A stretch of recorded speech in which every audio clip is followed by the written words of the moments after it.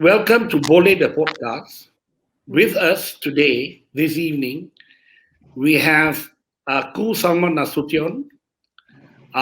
She's a conservationist, environmental activist, author, and all-round heroine of Penang, if I can say that.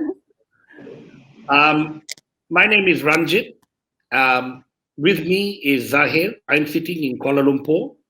Miss Khoo sits in Penang, and Zahir sits in Singapore. And we're your hosts for today. Now, just a bit of introduction for those who don't know. Miss Khoo was a former past president of the Penang Heritage Trust, and she's very much now involved in environmental activism. That's the word she used. But before we go into all this more substantial issue, Miss Khoo, could you just give us a bit of your background and your journey to where you are today? How did you reach here? Okay. Let's see. I was born in Penang, grew up in Penang, so all So around. Which school? Which St. high school? George's, St. George's Girls' School. Yeah. And I did my bachelor's in the US at Duke University, and then it was a kind of a choice of whether to continue to live overseas or to come back here. And then a group of us decided that we would all come back and do something for the country. And I think I'm one of the few who did, or maybe some of them came back later. So then, the first few years it's like not sure what I'm doing, but my first job was as the festival secretary to the Penang Festival. There was a Penang Festival in 1986. It was run by now Datuk Sri Lim Chong Kiat, and he's also the architect of Komtar. And Yes, actually, it was from that I was really exposed to a lot of things, because during that year we had all sorts of performing arts. It's like Penang Festival now, but 1986 version. Yes. And so then I decided to continue this kind of writing and then kind of looking at Penang society. And then in around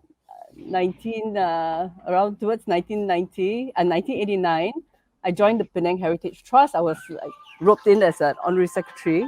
Sorry. And then also, I also started working for Pulau Pinang magazine. So it's a magazine on the culture and way of life of Penang. And why this sudden interest? Why this interest in heritage, in culture of Penang? Why interest? Or was it accidental in that sense? Okay. So basically, I thought, okay, what is it about Penang that's really special? And I felt that the heritage was something that really was outstanding, but then nobody was talking about it, and everybody just said, "Oh, this is old houses. What do you want to see?" This is where the sort of lower income people live, and that was the inner city of Georgetown. And don't go there because there's something everywhere, and when I was growing up, I was told that. Okay, GTR law, and all that. Yeah. Exactly. Right, Angin Road and all that. Right. Now, coming back to the Penang Heritage Trust, the name suggests that obviously is there for heritage, right? But how the Penang Heritage Trust, and how is it linked to the fact that Penang is now a UNESCO heritage site? Is there a correlation?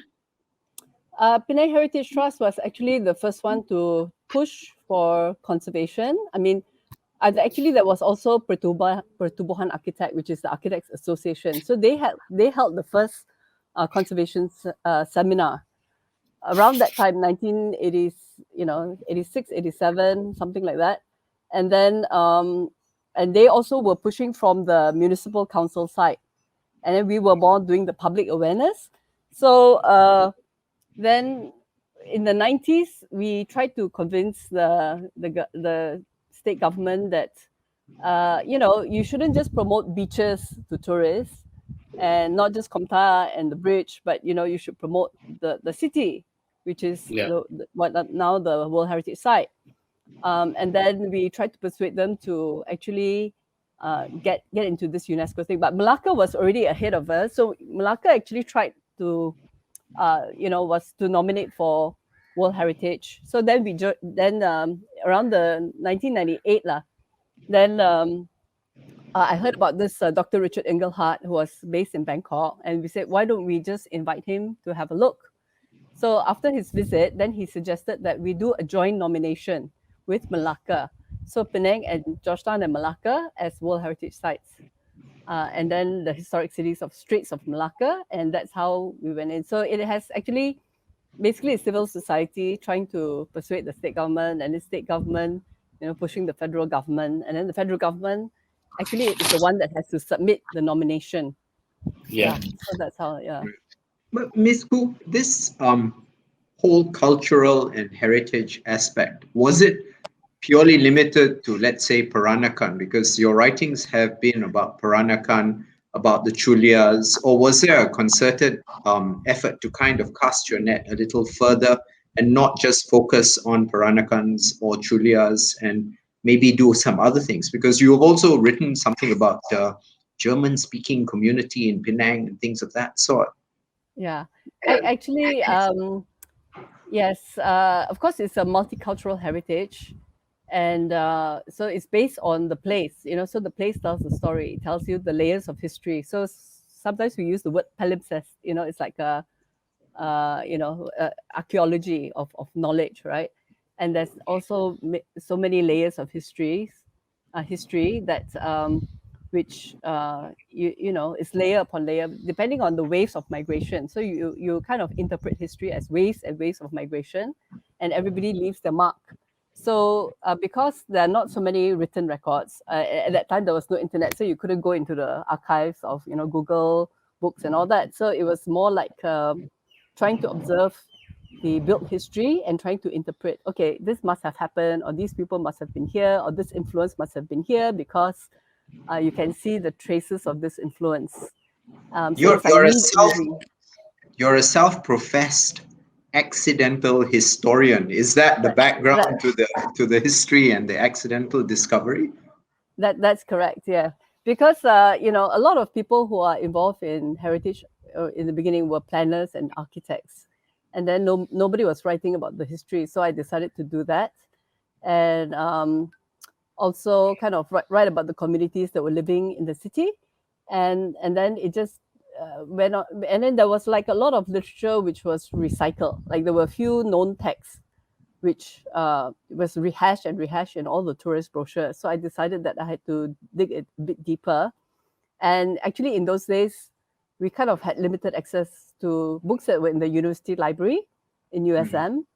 And so we went through all that. But then, of course, now there's like, all these archives have opened up and there's so much more. But it was also important to observe at that time, the community as it was, and the built heritage as it was. And some of that has disappeared. So to get an understanding of it while you could still observe the communities, so now you can have access to a lot of books, rare books and all that, but you can't observe a lot of things that were still around in the 1990s before the repeal of rent control. So it's like that.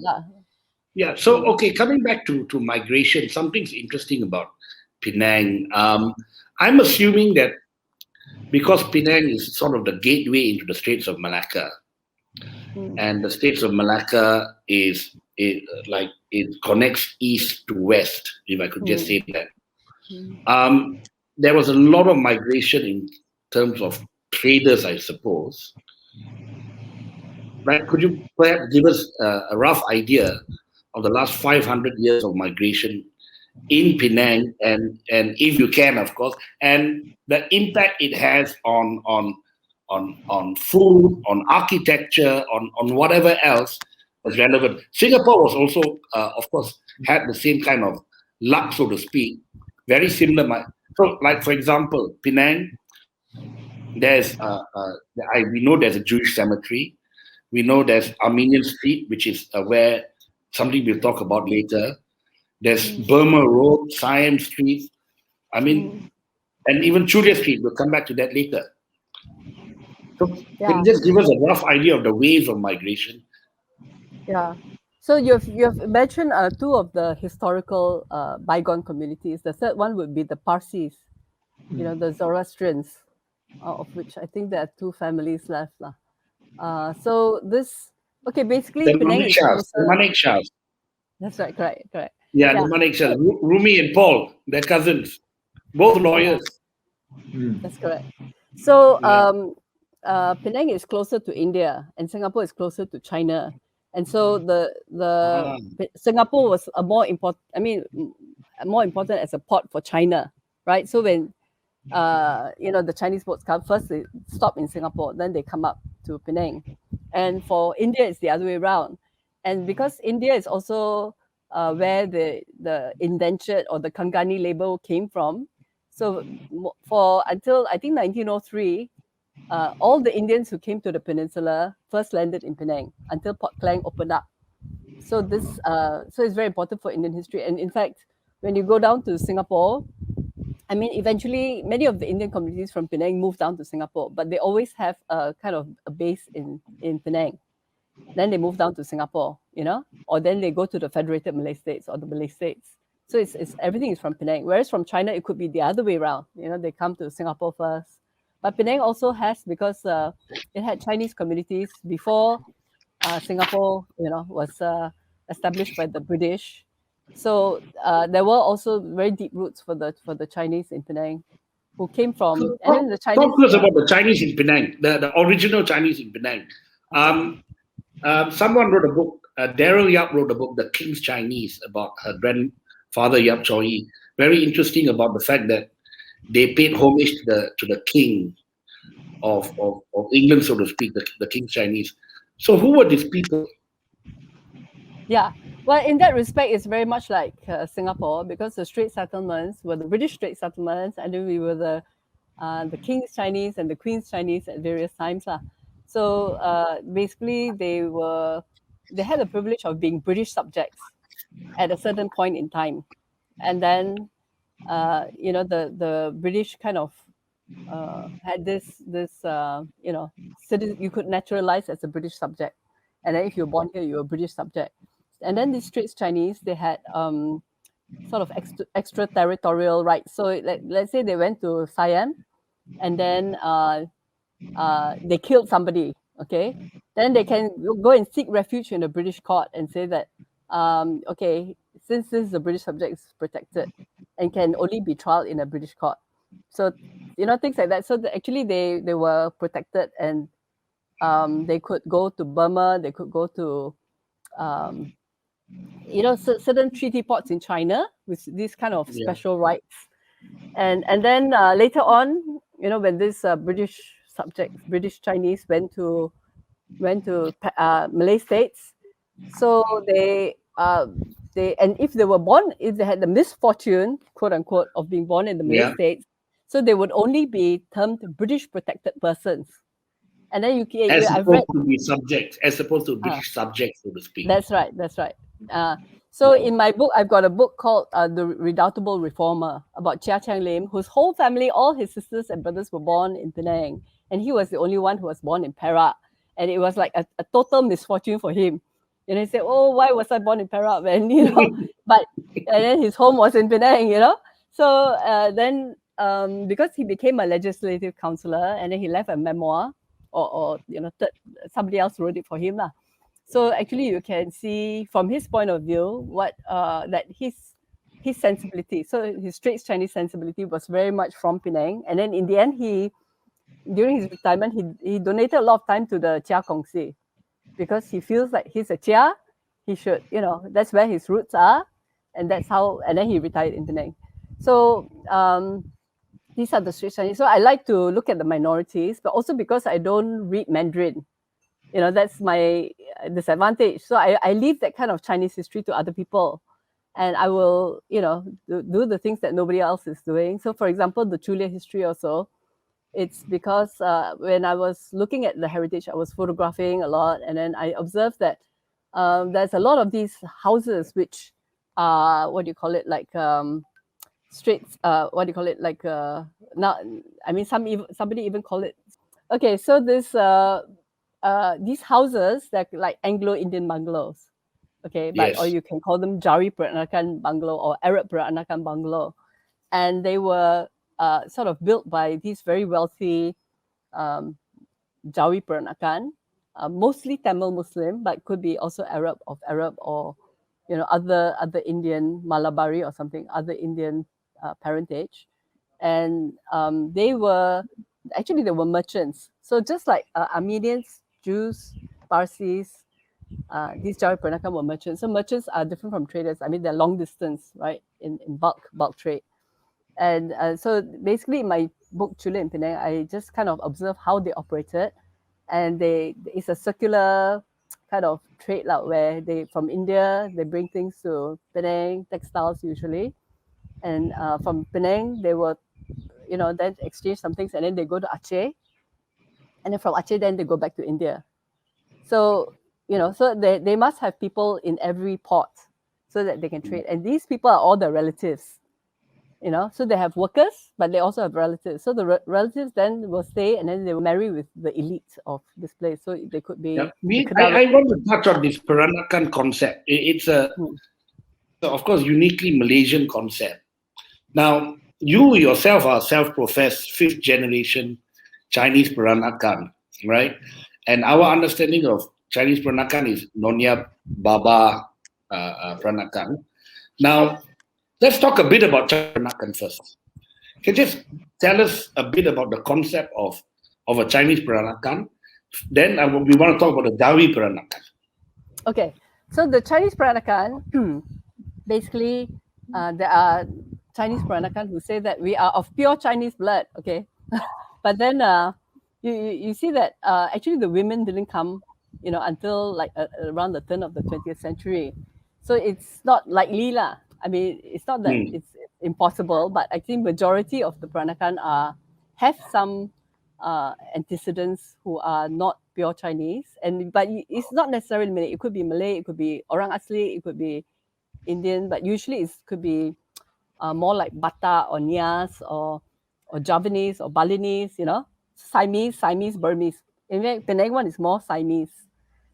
So where some of them ventured to Siam, so they married with the local Siamese women, now Thailand, but actually they're southern Siamese. And then so then later on, when the women did come, so they would kind of become resinofied. So so they try to breed out the non-Chinese elements. You know what I mean? So okay. Yes. So basically, the Chinese element is dominant. The Chinese, okay. You see, in for Malacca and Singapore, Singapore is like more of an offshoot of the Malacca Peranakan. Actually, they came much earlier, so they acculturated to the extent that even now they speak the Baba Peranakan, the Baba Malay, right? But in Penang, at one time they did speak Baba Malay, but it was then kind of weeded out because they became anglicized, and then they also became by marrying more back into the Chinese population. So then they became more English speaking and Hokkien speaking, Hokkien with some let's say still words from like Jipuat and all that, like local words, Malay words and all that, right?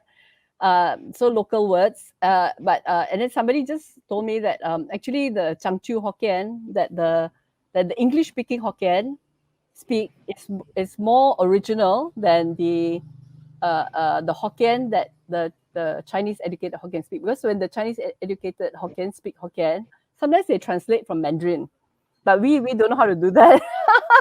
We are so limited in our vocabulary. You said that there is more of a Siamese influence. The Peranakans, at least the ones that I know in Singapore, Miss Khoo, they kind of associate themselves more with the Malay aspect together with the Chinese. Obviously, the Chinese element having the stronger influence over the Malay aspect. And two things come to mind. Yeah, first is the way in which they dress, and it's very much Malay, the kabaya orientation. And secondly, the food as well. The kind of food tends to be a little more Malay in nature, obviously with different ingredients and whatever else. So is that kind of at odds with each other, or is it all part of the nice melding of cultures. Yeah. It's all there on a spectrum lah. So actually, even the Malacca Chinese came to Penang, and my great grandmother is from Malacca. But I didn't know that until, I only know it through research. I didn't know that when I was growing up. But she came, so my one of my great grandmothers came from Malacca. So the Malacca people were the ones who, set the trend and all that, because they were like the elite of the Chinese already.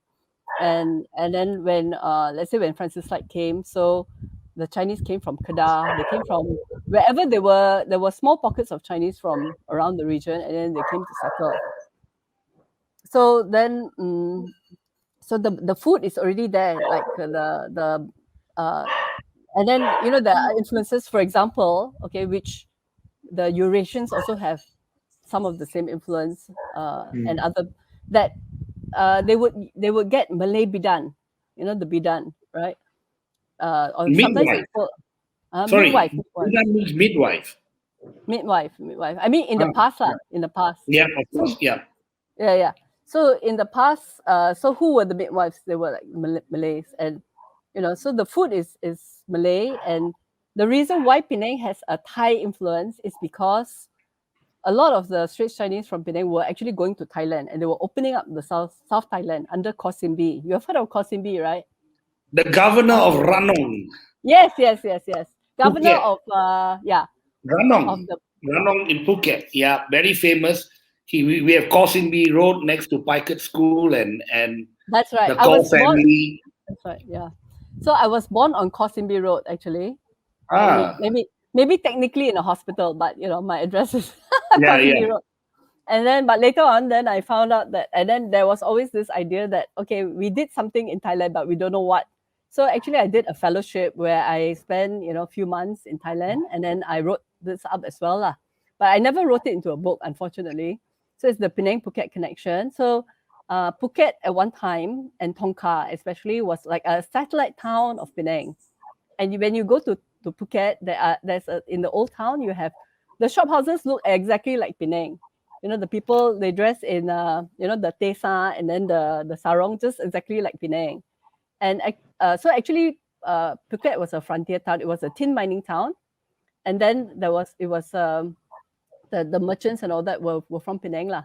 So there was, and that's why in Phuket, in Ranong, you still hear Penang Hokkien being spoken, in Medan as well. Yeah. In fact, there's something I was going to ask you, but I had no idea you actually researched it. All right. Yeah. It appears that Penang in its heyday, before there were all these really strict international borders, Penang was the center for North Sumatra, South Thailand, North Malaya. I presume that, right? Where the Chinese would send their first son or second son to set up something there. And but the schooling, good schools, you always send the children back.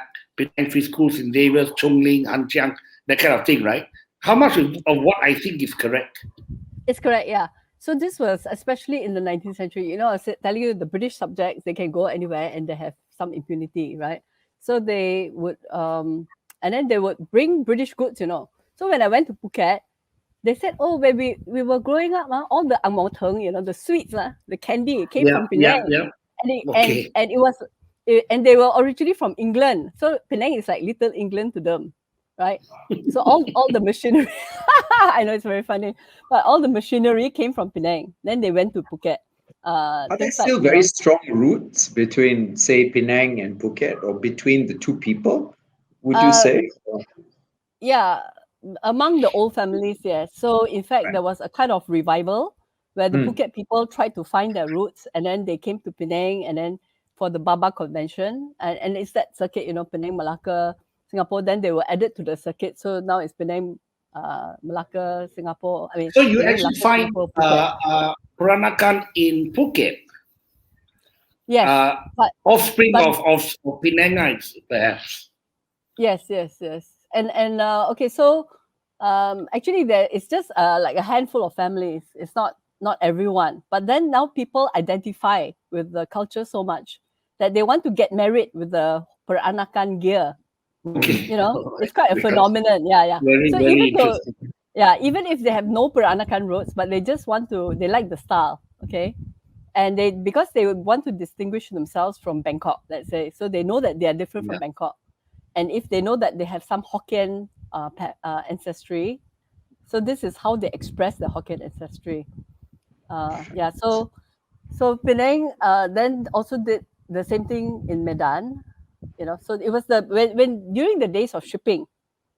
But after all this broke down after the First World War, and if you look at what they say in India and what they say in the Strait settlements, it's the same thing. They said that the First World War was the time when the British took over, the European companies took over the networks that had been built up, the distribution networks. And then they just took over, and they took over the shipping as well. So in India, I think they requisitioned some ships. And the core family said the same thing. They requisitioned some ships, and then after that, never gave it back. So this is the First World War. Yeah, the First World War is really a watershed. First, before the First World War, you can move around very freely. And then there was no income tax. So later on, there was taxation after the First World War, because they used the war as an excuse to introduce taxation.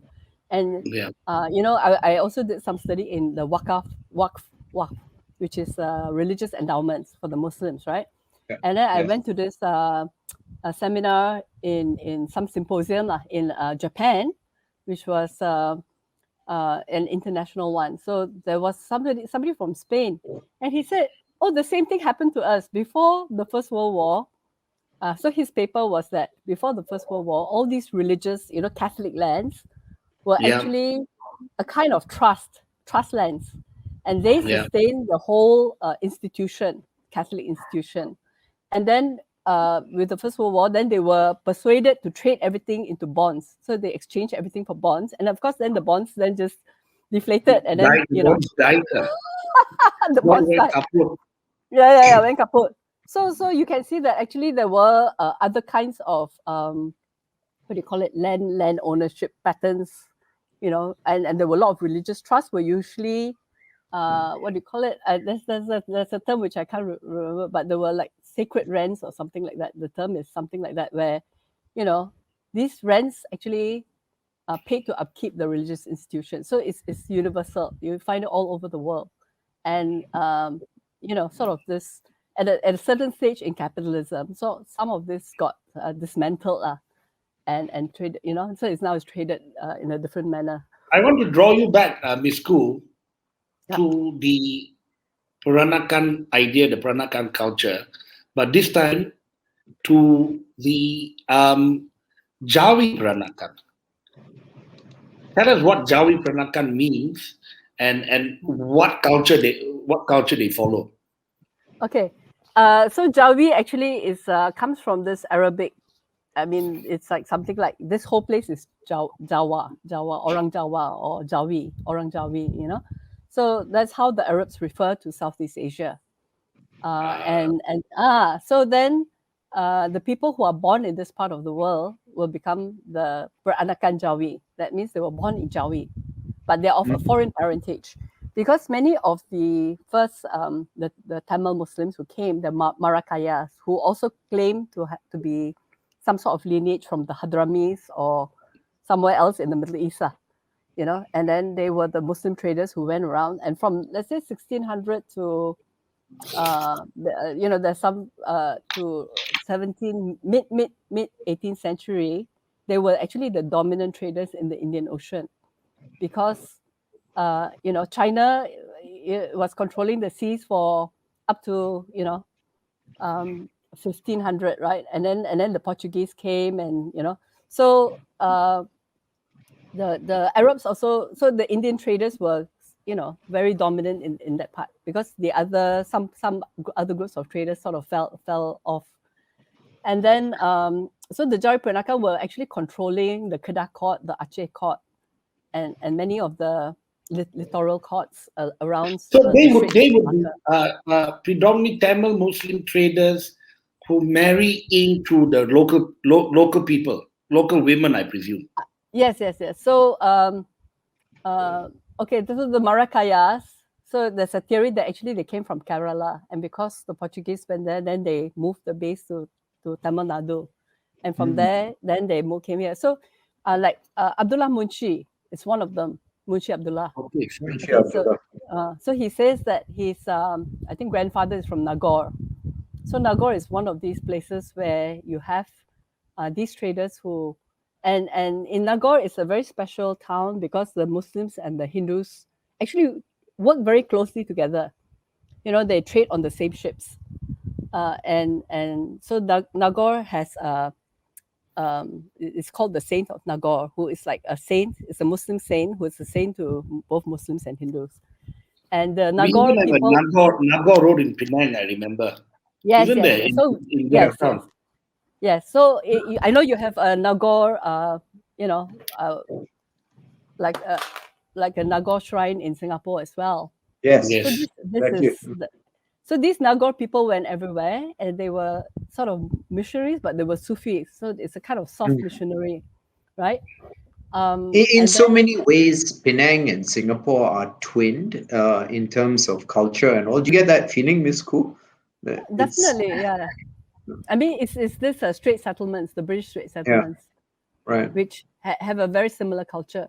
So in fact, when we went for the UNESCO listing, it was just Georgetown and Malacca, because by that time, at that time, Singapore was not a signatory to the UNESCO convention. If Singapore had been a signatory, then we had to do a kind of different kind of justification, which says why Singapore should be included or why Singapore is not included. But because Singapore was not a signatory then, so it was just Georgetown and Malacca. Right.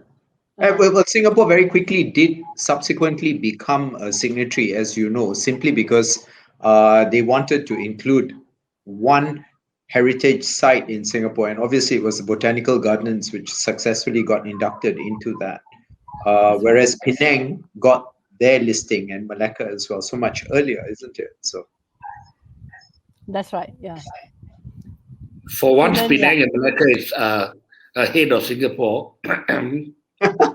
Ms. Khoo, you've kind of taken on different roles throughout the path that you have traversed. And from this whole uniqueness of Penang, multiculturalism, and all, you have now come to this mantle almost of an environmental activist.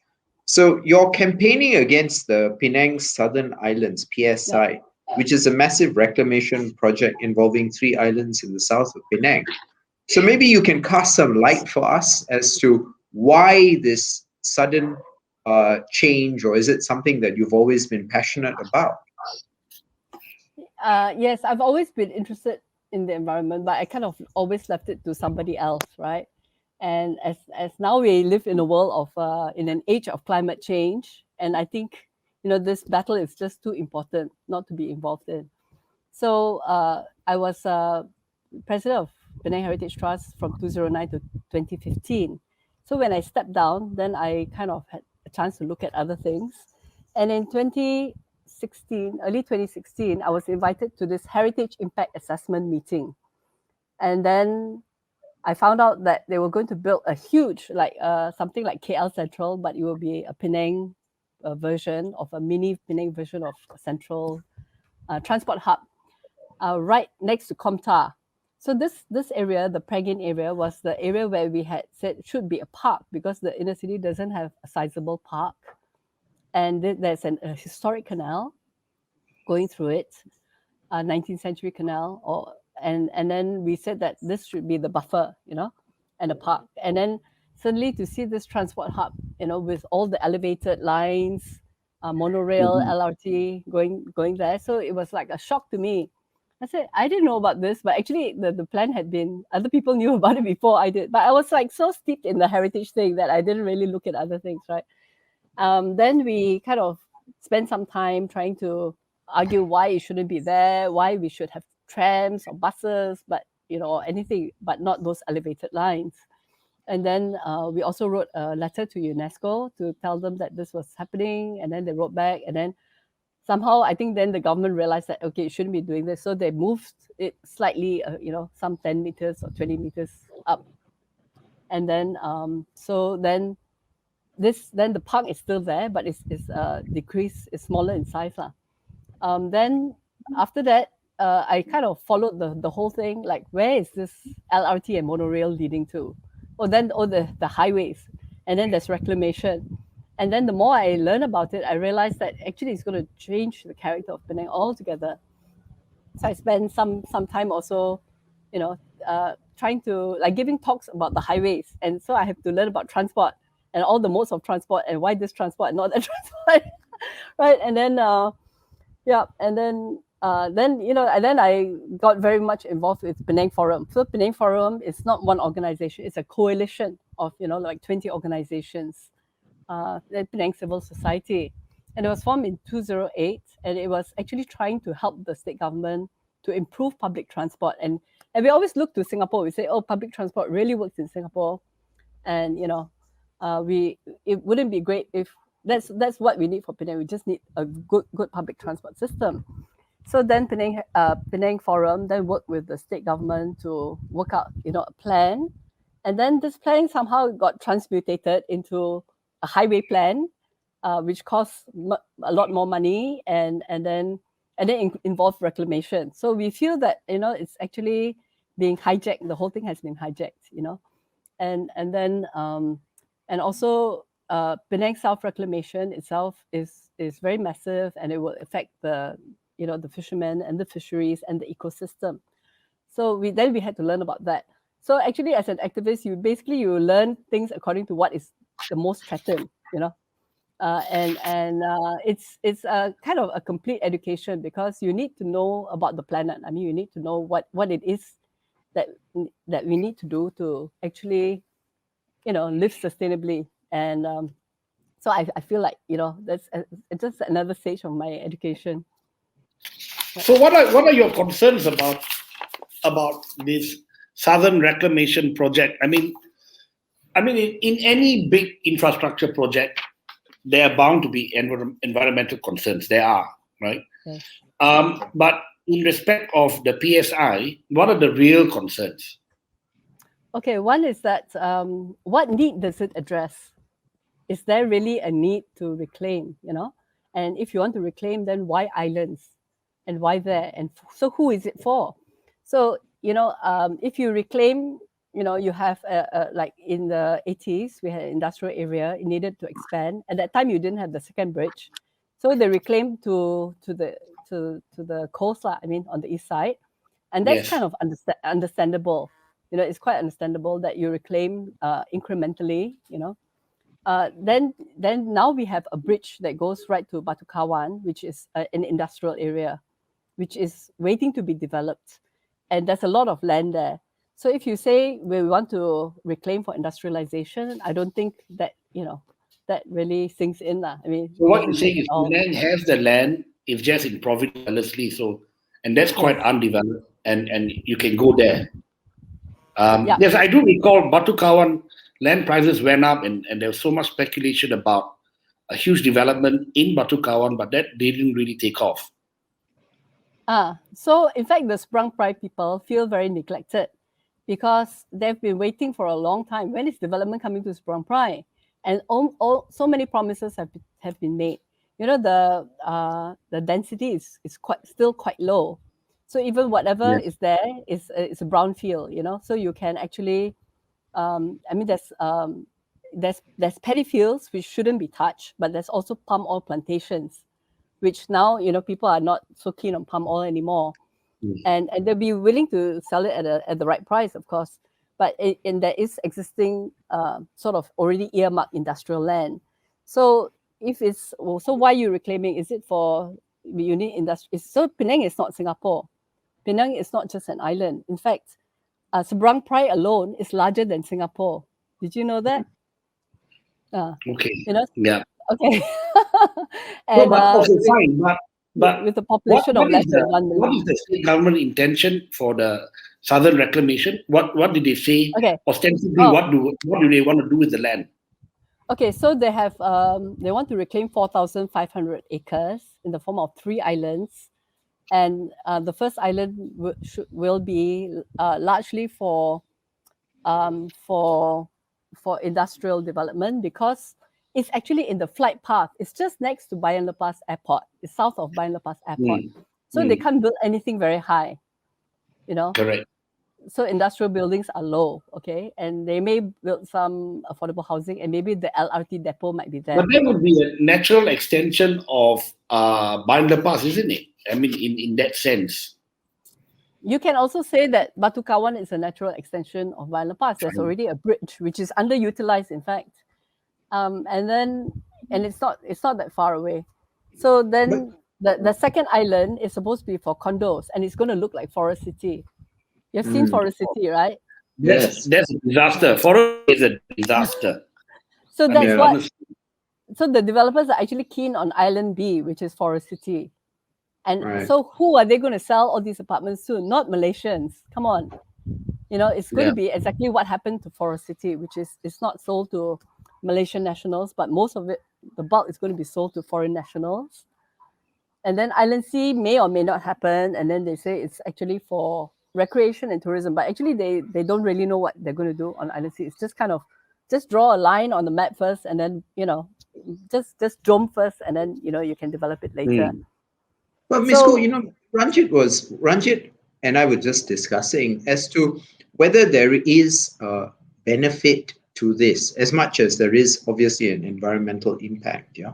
And the benefit would be, let's say, in terms of foreign investment, creation of jobs, helping to boost Penang's economy. Is that something that you see as a trade-off, or do you feel that maybe is not as predominantly an important a point?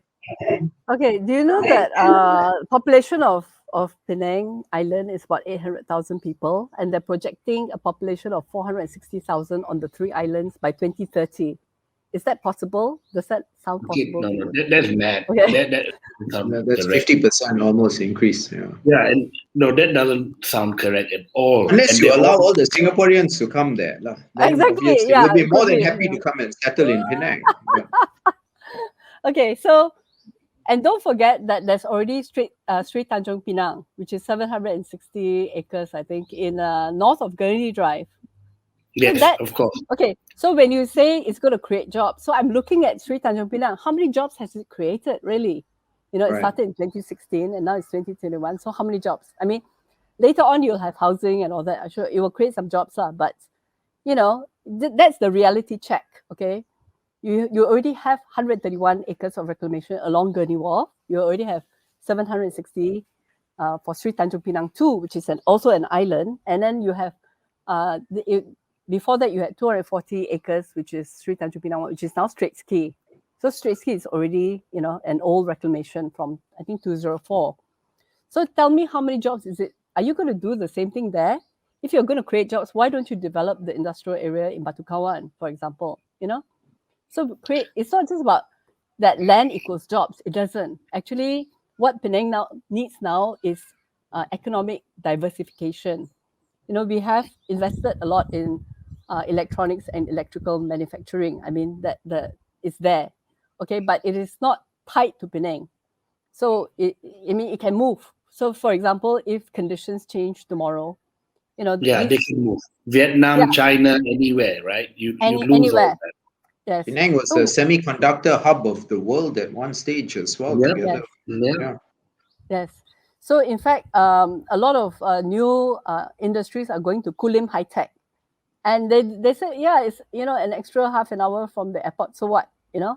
So it's not that it has to be next to the airport. There's no such thing, you know. So Kulim High Tech is actually in Kedah, but at the border of Penang, and you go through Penang, and then recently, because now they're doing a local plan for Penang. So we have some statistics because of the not for Penang, sorry, for Seberang Perai. And until today, we have no local plan for Penang Island. I think a lot of people are shocked. Even my KL friends are shocked to hear that there is no local plan for Penang Island. So that's why there's a local government act that requires a local plan. From 1970s. But until now, we have been promised one since forever lah. So that's why you see so much haphazard development. Like you have a double-story neighborhood, and then suddenly there's one high-rise somewhere, you know, and people are very upset about that.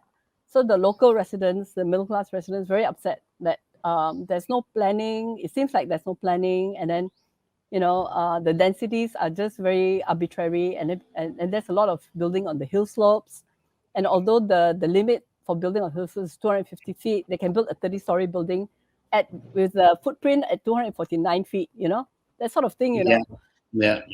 So we are, looking at kind of quality of life issues, right? And proper planning. So industry where there should be industry, and residential where there's residential, and appropriate densities and all that. But hasn't Penang just got a bit too crowded? I mean, if you look at Penang, the topography of Penang is very little flat land, a lot of hill in the middle, comes down.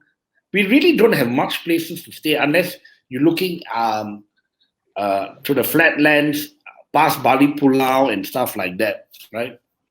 So, where are people going to stay? There's still not enough space. Well, as I said, Seberang Perai is bigger than Singapore, and it has less than 1 million people. So. But you see, Ms. Khoo, the problem is being a Penangite, right? People from Seberang Perai, we say they are not Penangites, It's true. When you meet someone, they say, where you come from? Bukit Mertajam. Or say, no, you're not a Penangite. Okay, it's bias about moving to the mainland, okay? Yeah. It is a bias. There's an island-centric mentality, that's definitely. Yeah. And part of the reason why now Penang is so fragmented is because of the failure of the public transport system. If people can move around seamlessly, then why not? So you look at Hong Kong and the new territories, it's the same thing. So once it's more seamless movement between the two places, you can develop Seberang Perai. In fact, Seberang Perai can even be, a kind of economic. The Kowloon of Hong Kong, in that sense, right? Yes. Ms. Khoo, very quickly though, on this whole point of environmental impact as well, is there like a thriving fisheries industry in Penang, would you say, or would there be any sort of impact on fishermen from reclamation, or do you feel that that's a little more remote? In fact, it's the fishermen who are protesting, and they have actually filed an appeal against the EIA approval. The EIA was approved on the 25th of June 2019, and this group of fishermen have filed an appeal, and we are solidly behind them. So the fisheries in Penang, okay, for example, the state government says it only contributes 4% of the fisheries of Penang. But then the deputy minister came and said, no, it contributes 24.5% of the fisheries of Penang.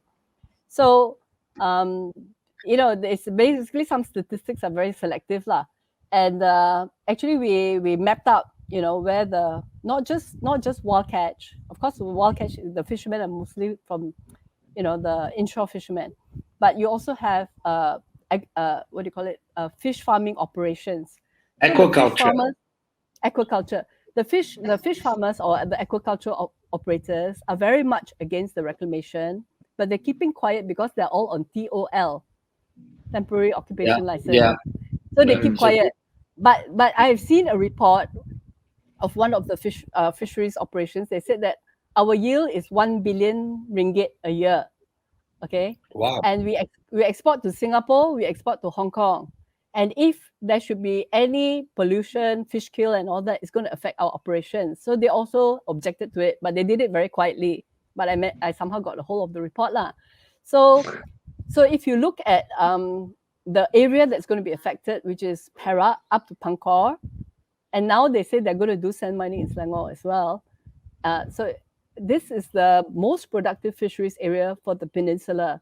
So you're talking about kawasan Selatan, which is like Teluk Kumbar, up to Gertak Sanggol, Sungai Batu, and then you're talking about Sungai Udang, which is where a lot of the aquaculture is. Then Tanjung Piandang, Kuala Kurau, Kuala Sepetang, so northern Perak, where there's a lot of mangroves and aquaculture and fishermen. So it's actually producing half of the aquaculture fishery yield for the peninsula, half. So it's actually going to affect national. So you say all that is at risk because of the environmental damage of building these islands and of course there will be a change in tidal flow. There will be sediments. There's going to be a lot of now talking about transport. Why, if you know the answer, why is there no train system in Penang?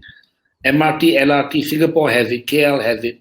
Isn't it right for some sort of train system, especially if you look at, say, Island Glades coming, if you drive down Island Glades into town, plus Green Lane and whatnot, it can be a nightmare. Yes. So we need a public transport system, and exactly what kind, it depends on the population catch. So if you have a population of like 1, 2, 3 million along a corridor, let's say 1 million along a corridor, or even 500,000 or something, but then you can have a rail system. But actually, the whole population of Penang Island is only 800,000 people. So along one corridor is about maybe 300,000. So you cannot support an LRT system because LRT is so expensive to maintain. So if you have Klang Valley, that's fine, because Klang Valley has a population of, I think, 8 million. 8 million, right? So 8 million. Sorry, how many million? 8 million people. So we have 800,000 versus 8 million.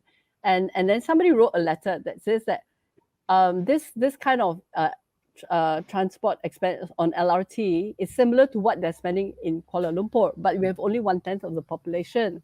So does it make sense? So somebody actually figured out, all that.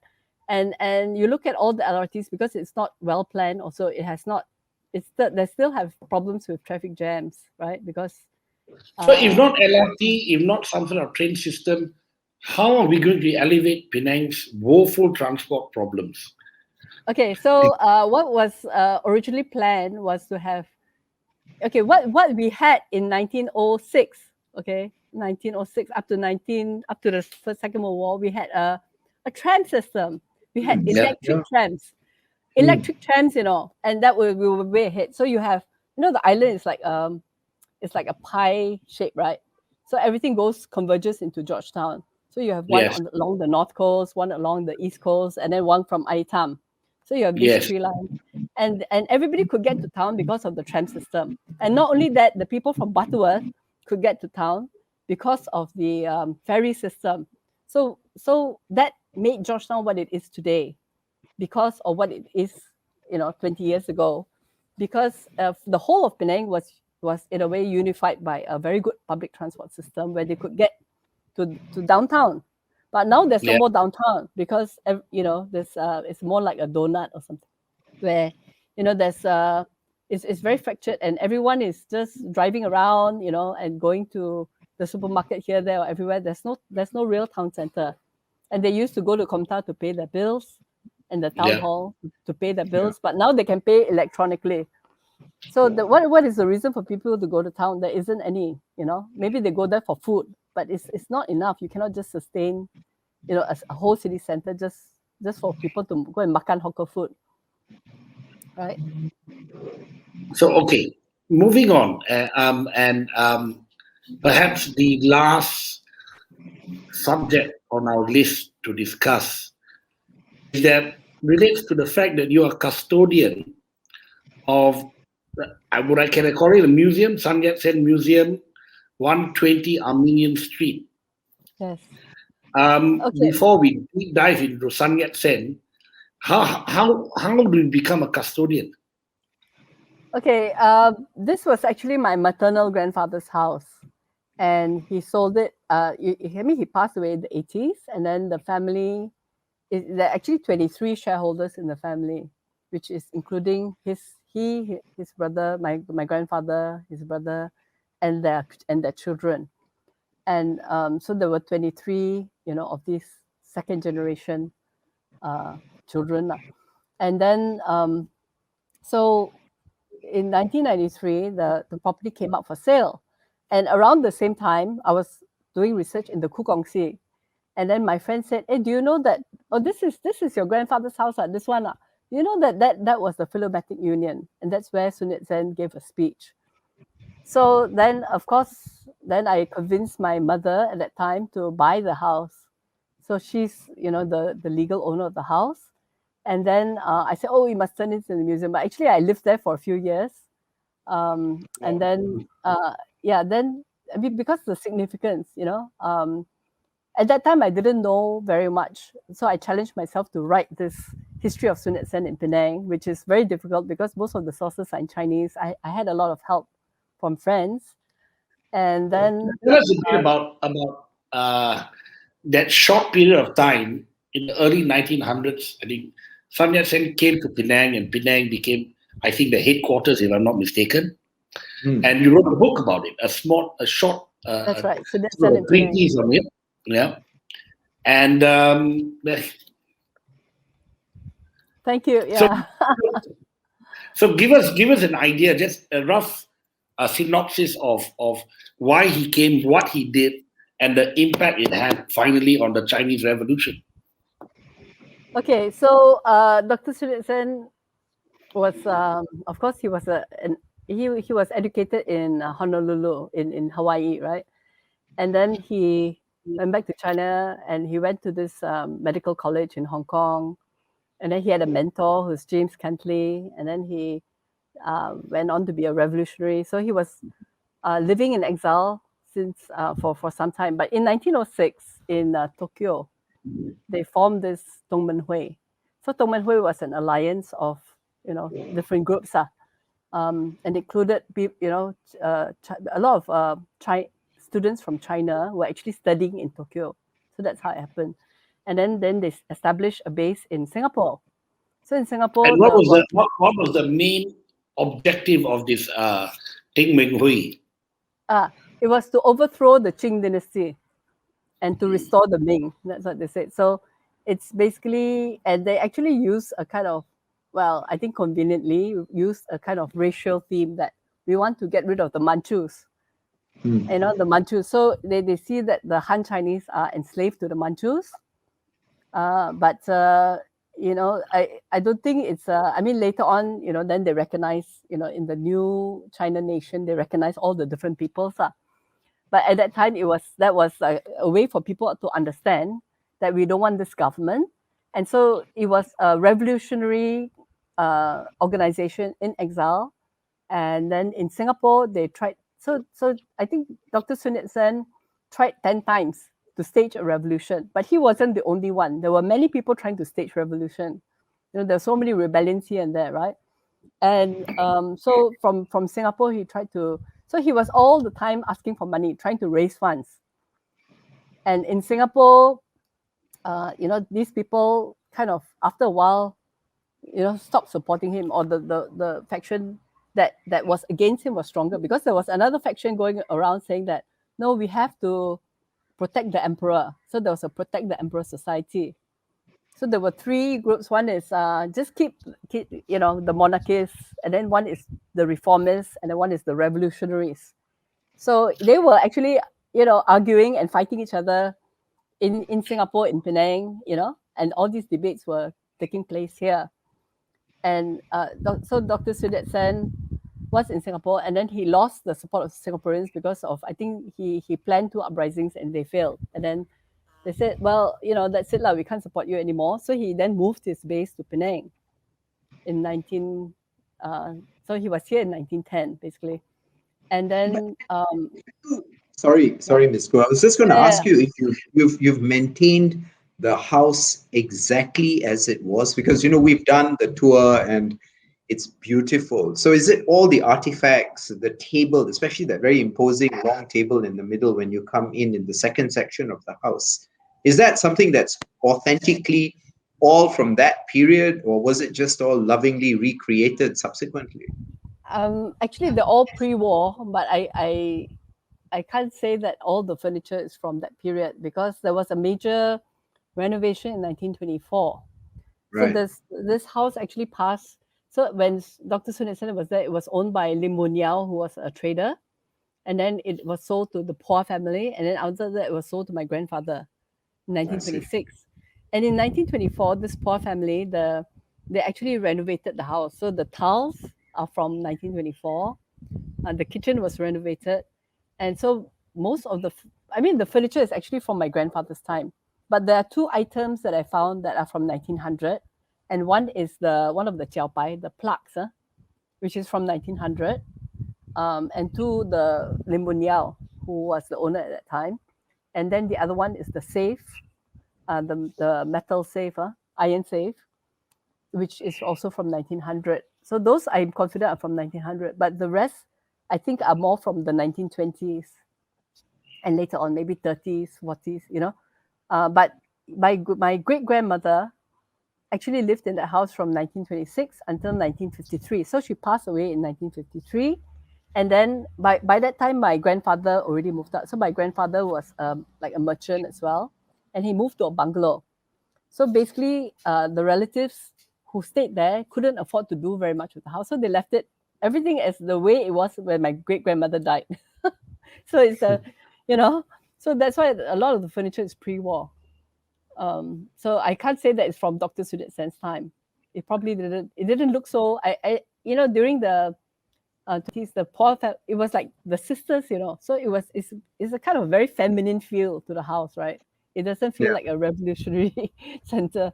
Yeah, but But I it's think part you've of done an the. amazing job. Amazing Yeah, job. it's It beautiful. is.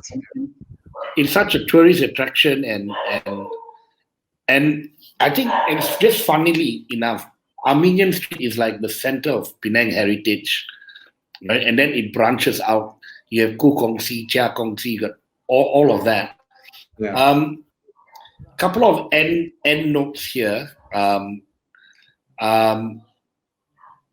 what do you think is the future of Penang in relation to the issues that you are really much in the forefront: heritage, environment, and tourism?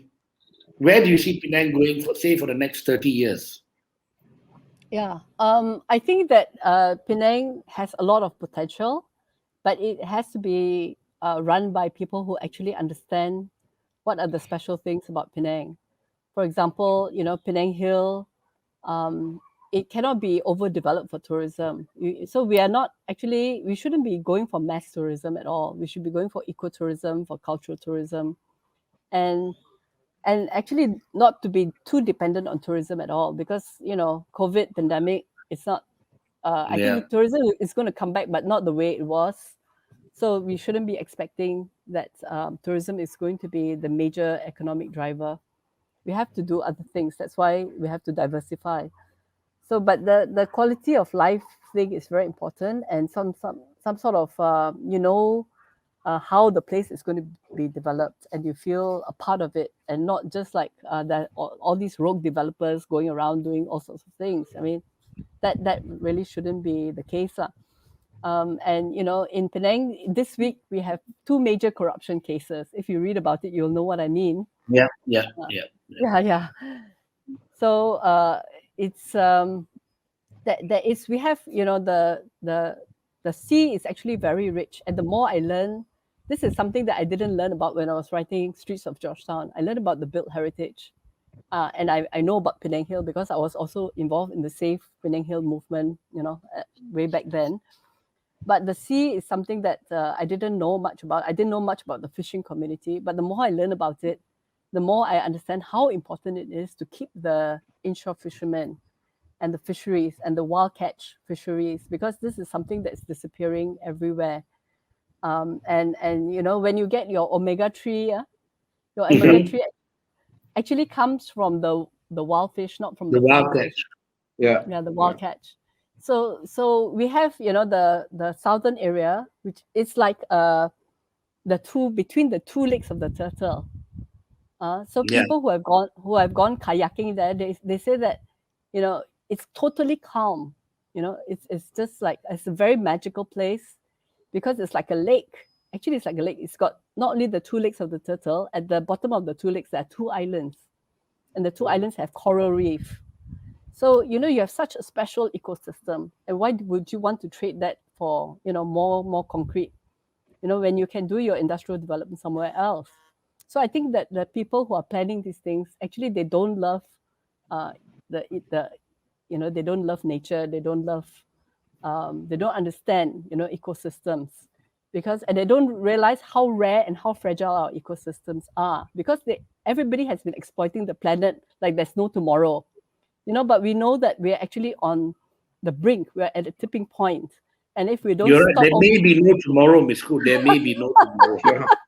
Exactly. But do you see there being hope, Ms. Khoo? Because it kind of falls to exactly what Ranjit and you were discussing earlier. Also, there's so much development. I mean, the number of developments. You look at that whole Tanjung Bunga area leading all the way up, to Batu Ferringhi, the number of new condominiums which have come up, the kind of prices that they are asking for as well. It's as if Penang is welcoming, and obviously there will be a lot of takers for that. So how does that kind of gel with what you're saying? Okay, if you want to visit Penang, please, come and stay and rent a place, Please don't go and buy, don't have a second home here, because there are so many people with second homes, and all these condos are mostly empty.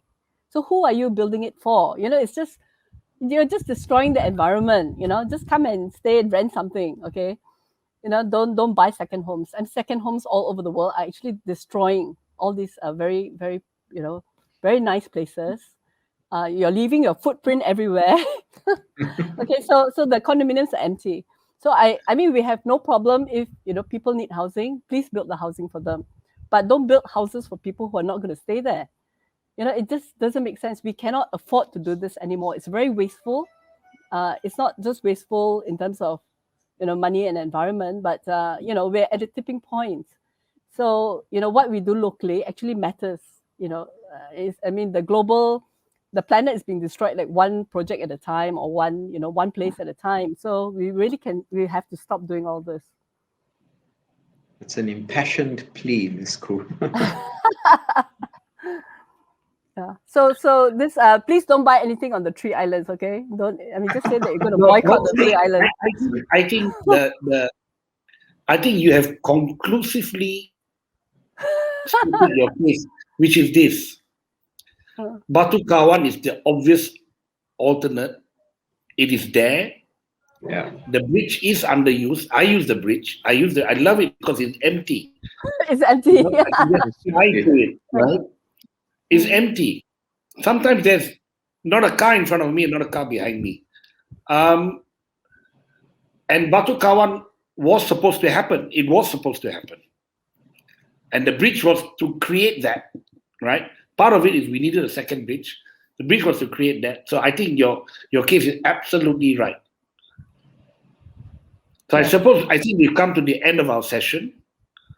Rahel, anything else? No, Ms. Khoo, it's been an absolute pleasure, and obviously being with Ranjit. Yeah, it's been a pleasure.